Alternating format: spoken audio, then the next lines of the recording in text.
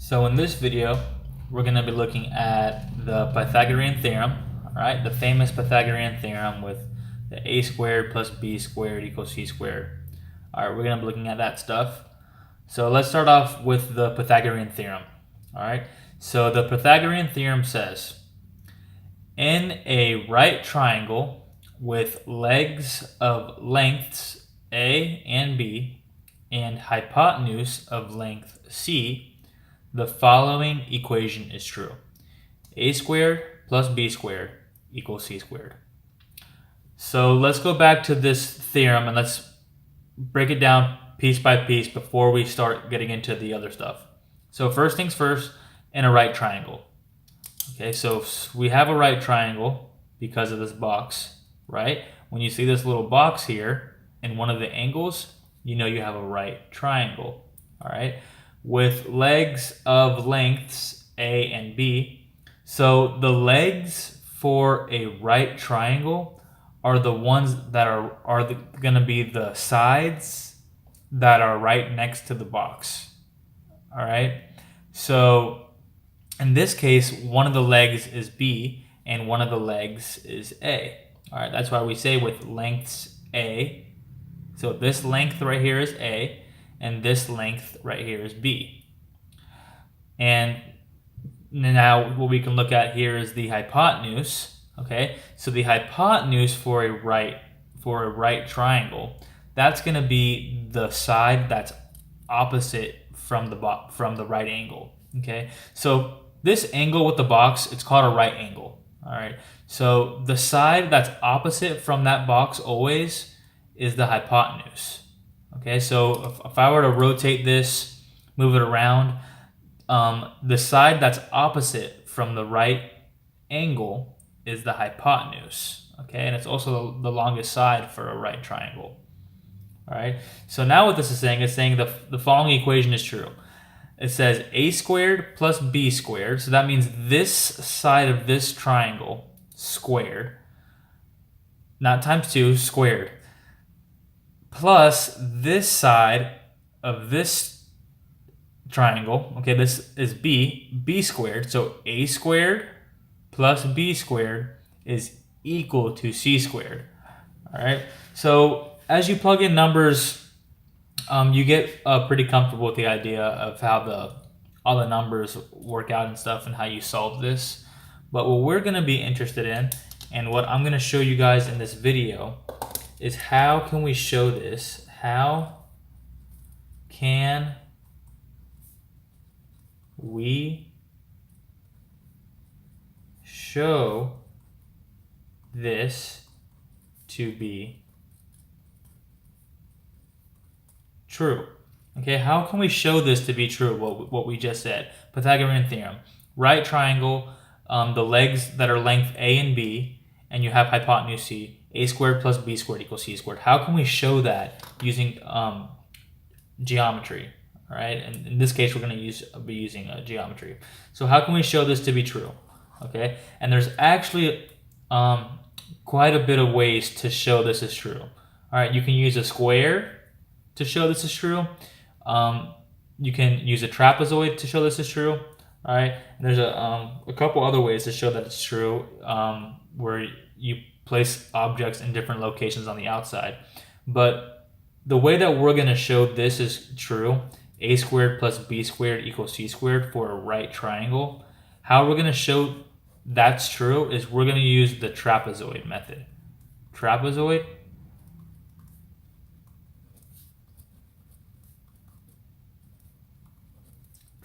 method. All right, so pretty much what this means is to show that for a right triangle, all right, so to show that for a right triangle, a squared plus b squared equals c squared, I'm going to show that's true using trapezoids, all right? But before I show that using trapezoids, it's a good idea to look back at what trapezoids are, all right, because they can be a little confusing, a little difficult to remember. So let's go look at this page. Okay, so on this page, we're starting off with definitions. All right, so the first definition is very straightforward. It's quadrilateral. All right, quadrilateral. And a quadrilateral is just a four-sided figure. Right, so any four-sided figure, so like a square, a rectangle is a quadrilateral, something like this is a quadrilateral, a trapezoid is a quadrilateral.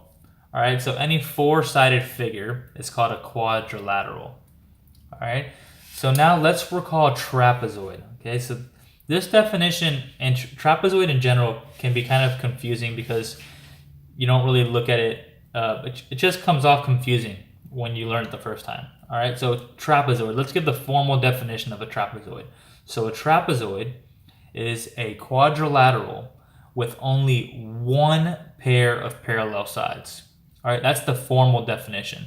So pretty much what this says is a trapezoid's a figure with four sides where only two of the sides are parallel. So for example, if we look at a square, right, this square up here, you see this side is parallel to this side, and this side right here is parallel to this side right here.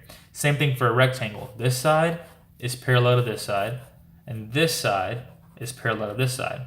But if you look at the trapezoid, this side is parallel to this side, but this side is not parallel to this side, right? Parallel means they never cross, and look, okay, they cross in this case, up top.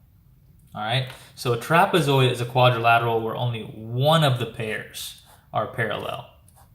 Okay, only one pair of parallel sides. All right, so now what we also need to look at and recall is the area for a trapezoid. All right, the area of a trapezoid.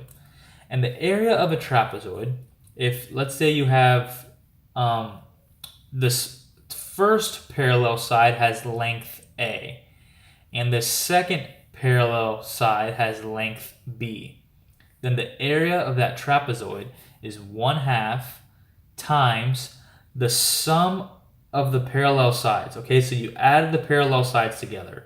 All right, we're looking at the area. Okay, that's very important. The area of a trapezoid. You add the parallel sides together. All right, in this case, that's A and B. So length A, length B. You add them together. A plus B, which is right here, times the height. But be careful, all right, because the height, sometimes you forget which way to go. But to remember the height, okay, in this case, I'll say the height. I'll say height, all right? So H, which just stands for height, is the distance between the parallel sides. That's very important, okay, to remember for area of a trapezoid. It's the distance between the parallel sides, okay? So no matter which way you turn this trapezoid, the height that you're gonna multiply this thing by is gonna be H. Is gonna be the distance between the two parallel sides, okay? So in other words, we're not gonna call this right here H. This is not H because these sides are not parallel, all right? These sides are the parallel sides, so that's why that's gonna be H, all right? So that's how we're gonna remember the area of a trapezoid. Okay, and then this next one's a little bit easier, all right? And it's just area of a right triangle, okay? Area of a right triangle. And area of a right triangle is very, you guys should always remember that one. It's, okay, so first things first, you just make sure you have this, this box, this right angle, okay? That's a right angle. It's 90 degrees, it's the box, okay? I'll write that down for, so we recall from a few videos ago. So we have our 90-degree angle, so that means we have a right triangle. And then the area is just 1/2 the base times the height, okay? Or 1/2 the height times the base, right? Because multiplication, you can swap them around. All right, so you could also write this as 1/2 base times the height. All right, where A in this case is the height, only because the triangle is tilted like this, and B is the base in this case, right? I could make the triangle look like this real quick. And now this is B, and here's A. Now A is the base, and B is the height. But multiplication is commutative, so it doesn't matter. As long as you multiply by 1/2, okay, that's very important. Okay, so 1/2 the base times the height for the area of a right triangle. All right. So now let's go on to this next part. So before I start this next part, I'm going to give you the gist of what I'm going to do. Okay, so maybe the goal, or let's just say the I'll just say the let's say I'm just gonna say that I'll say the goal.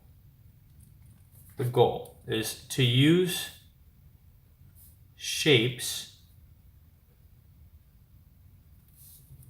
So we're just going to be using shapes to notice something geometrically.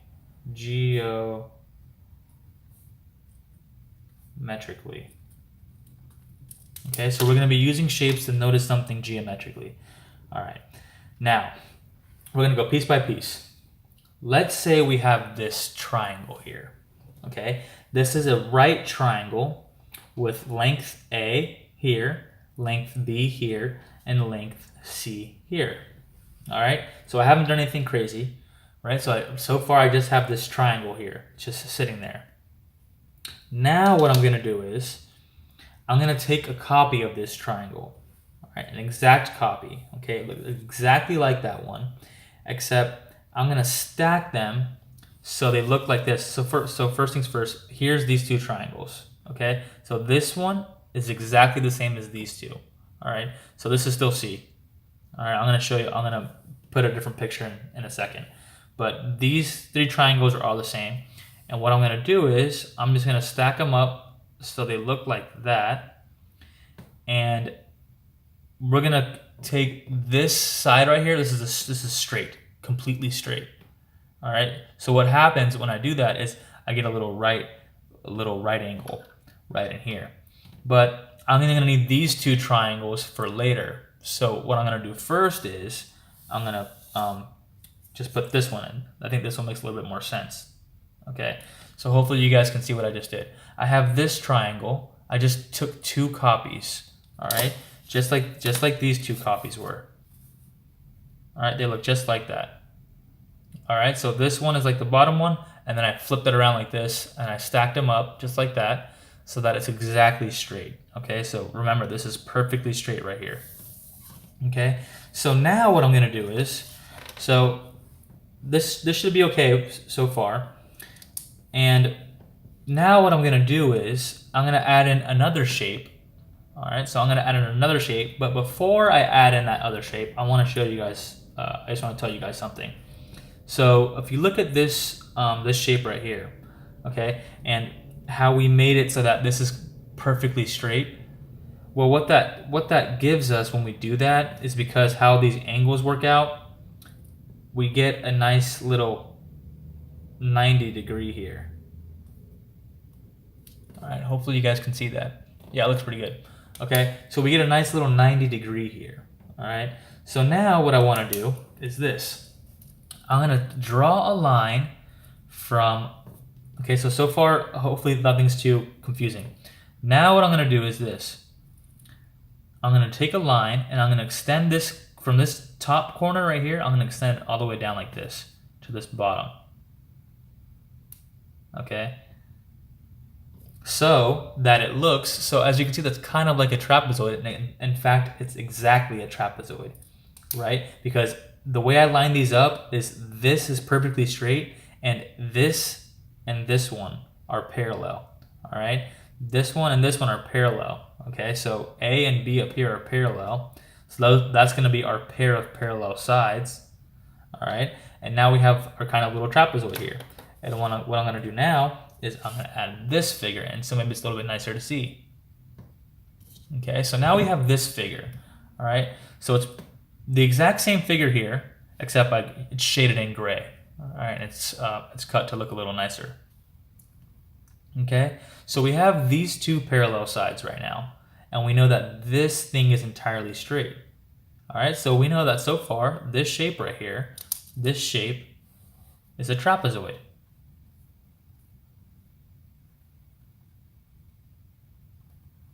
Okay, it's a trapezoid. It is a trapezoid because it's a quadrilateral, right? 4 sides, 1, 2, 3, 4, with only one pair. Remember, pair means 2. So that means only two sides are parallel. This side and this side are parallel.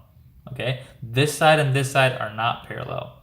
And actually, guys, looking back to this, the only way that this line is going to be straight is if this line up here and this line down here are parallel, because then they'll be intersecting at 90 degrees.